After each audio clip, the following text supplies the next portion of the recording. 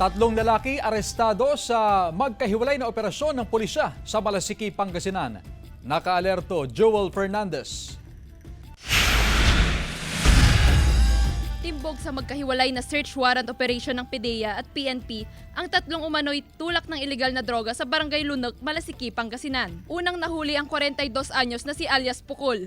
Nakuha sa kanya ang nasa 10 gramo ng hinihinalang shabu na nagkakahalaga ng 68,000 pesos. Sunod na inaresto ang 40 anyos na si alias Bisokol at ang 25 anyos na si alias Kulot. Mahigit 20 gramo ng hinihinalang shabu na nagkakahalaga ng 140,000 pesos ang nakuha sa dalawa. Nasok natin yung bahay, may bitbit tayong search warrant, in-inform natin yung rights nila, and right there and there na tumambad sa atin yung mga panila, yung mga gamit nila, yung paggamit, pangbenta, lahat-lahat na nandun. Big fish kung ituring ng kapulisan ang tatlong naarestong suspect. Allegedly, dito yung isa sa mga supplier dito sa Malasiki at iba't ibang mga barangay ang pumupunta dito.